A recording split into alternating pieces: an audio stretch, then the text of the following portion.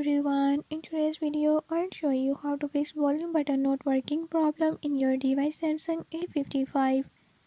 In this video I'm gonna share few tips that you can use to fix it. If you found these tips helpful, press the subscribe button and ring the notification bell.